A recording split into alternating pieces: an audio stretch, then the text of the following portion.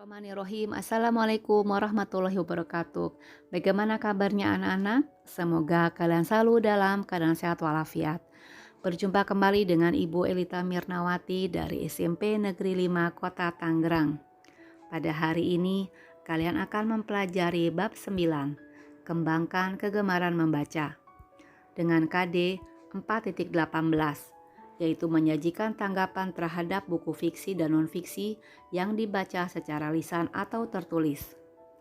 Adapun tujuan pembelajarannya yaitu agar kalian mampu menyajikan secara tulis dan lisan hal-hal yang disukai dari isi buku fiksi non-fiksi yang kamu baca.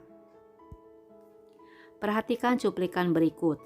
Buku Panduan Keluarga Memilih dan Menggunakan Obat karya Rahayu Widodo SSI APT berisi tentang pengenalan obat, prinsip-prinsip memilih dan menggunakan obat untuk diri sendiri, serta aspek sosialnya. Buku ini bisa menjadi panduan bagi semua kalangan karena paparannya jelas. Buku ini juga dilengkapi istilah medis beserta pengertian-pengertiannya. Menjadi lebih menarik karena sajikan buku ini dilengkapi banyak gambar dan ilustrasi. Cuplikan tersebut merupakan contoh penyampaian daya tarik buku. Hal ini bisa berkenaan dengan aspek bahasa, isinya, maupun ilustrasi sampulnya. Khususnya buku yang berbentuk cerita atau fiksi, sebagaimana yang telah diungkapkan terdahulu, bahwa daya tarik suatu cerita, baik itu yang berupa cerpen ataupun novel, mungkin terdapat pada semua unsurnya. Adapun daya tarik buku non-fiksi mungkin dijumpai pada kekuatan argumentasi penulis, originalitas gagasan, ataupun kelengkapan datanya, di samping daya tarik bahasa dan ilustrasinya.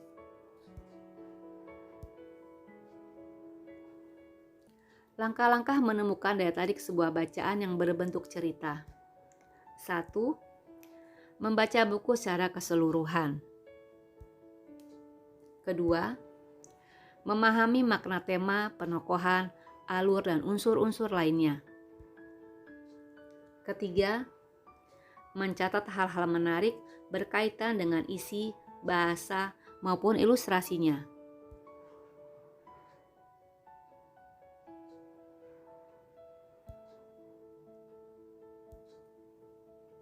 Berdiskusi tentang isi buku.